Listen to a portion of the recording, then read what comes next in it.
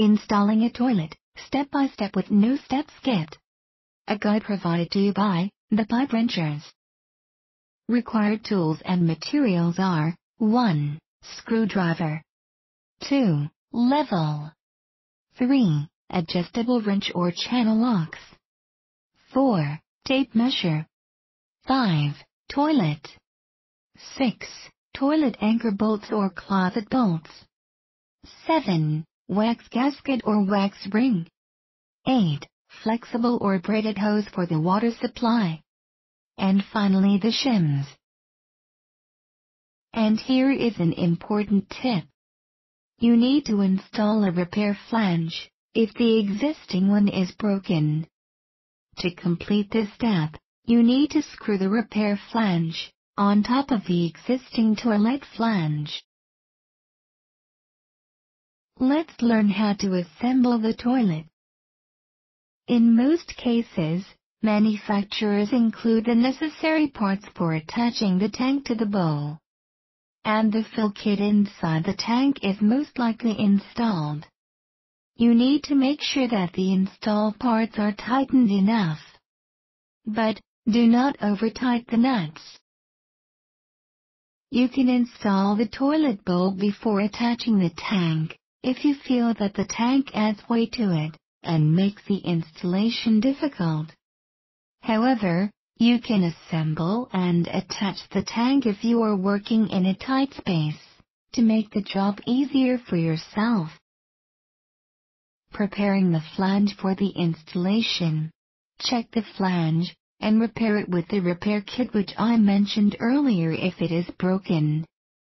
Center of the flange from the side walls should be at least 15 inches. Placing the bolts. Slide the closet bolts into the place and lock the washers.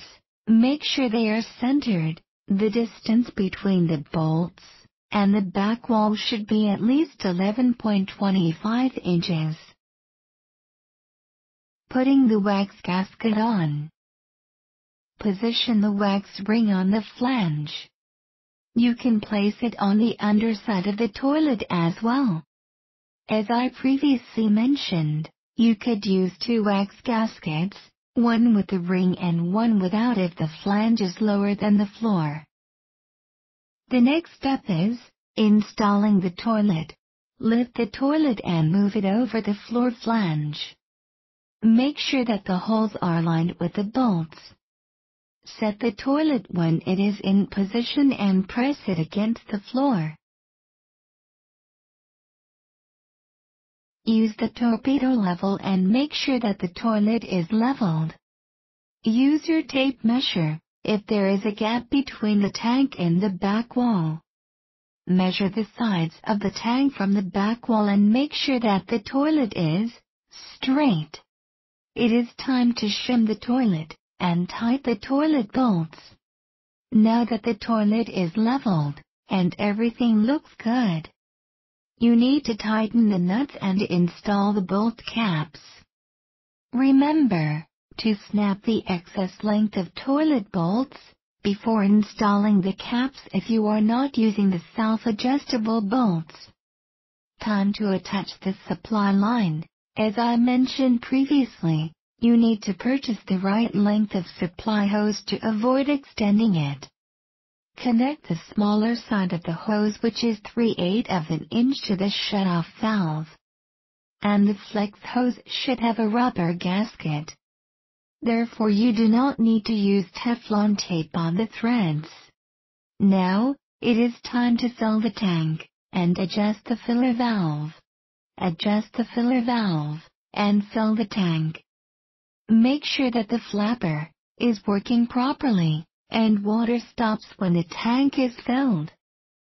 And now, it is time to test the toilet for the leaks. Flush the toilet at least 5 times. Check for any leaks and drips. Caulking the base is not necessary and is optional. But if you decide to use silicone around the base, then leave a gap to notice the possible leak in the future. I hope you learned something from this little step-by-step tutorial. Visit us at ThePipeWrenchers.ca and subscribe to our channels for more videos.